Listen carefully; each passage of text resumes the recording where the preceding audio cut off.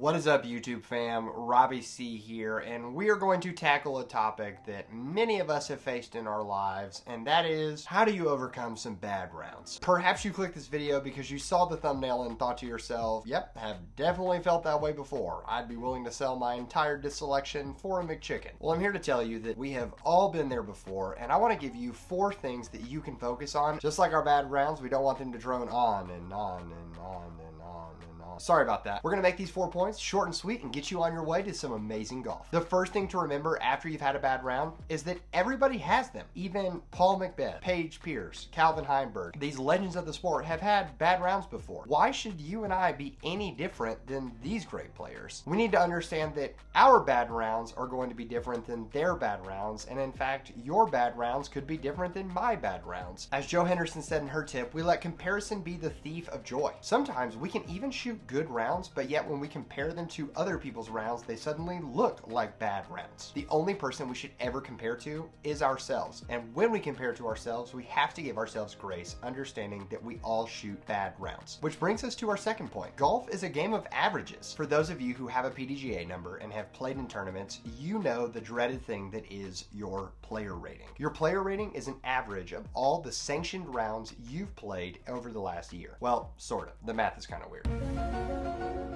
But here's the thing we have to remember about averages. Averages include both highs and lows. When we come out and shoot amazing golf, we have to understand the law of averages, knowing that eventually that also means we could shoot some bad golf and have some bad rounds. Once again, I have never claimed to be the best player in the world, but you can check out my PDGA profile to see how this weekend went for me at the Magic City Mega Bowl. I played in 2 one-round tournaments known as Flex Starts, and then I played 3 rounds in the overall A tier called the Magic City Mega Bowl. My rounds were rated the following 5 scores. The only reason I like using round ratings is because it lets you know what shooting at one course could compare to shooting at another course. Some of you are looking at those round ratings and thinking to yourself, wow, I would love to have those ratings. But remember point number 1, don't compare your rounds to other people. I loved 3 of those rounds, but I had to understand that I was also susceptible to shooting rounds below my rating. And I did, multiple times. But you know what I have to tell myself? I can't let those bad rounds define who I am. But I also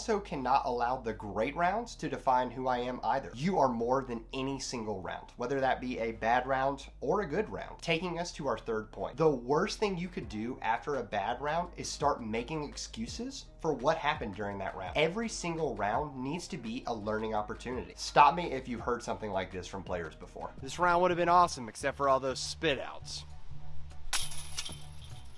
Bro, I can't even tell you how unlucky I was. Over 400 feet of rollaways. Well, it wasn't a great round, but I'm just out here having fun, so does it really matter? I mean, I played great golf. I just got super unlucky with all those tree kicks. Don't worry, I'm not trying to shame anyone because I've used those excuses myself before. When I come out of a bad round, I have to understand that I could have done things to shoot better during that round. And that is on me for not bouncing back and trying to recover either during the round or learning from those mistakes afterwards. When I take all of the blame for my bad rounds and shift them to other people and everything around me, I am also pushing away all of the experience that I could be gaining to make myself a better player. Bringing us to our fourth and final point. After every bad round, you have to find your highlight moment. I guarantee you that as you walked through your entire round and played it, no matter how bad it went, something good happened during that round. Maybe you hit a putt that was outside of your comfort circle. Perhaps one of your drives didn't hit a tree. That's right, simply one of them didn't hit a tree. People who have played with me in tournaments know that I am a huge advocate of fairway hit. There is a silver lining to everything, and I know it can be so hard to find it sometimes. So let me give you the guaranteed silver lining to every round, no matter how bad it goes. If you play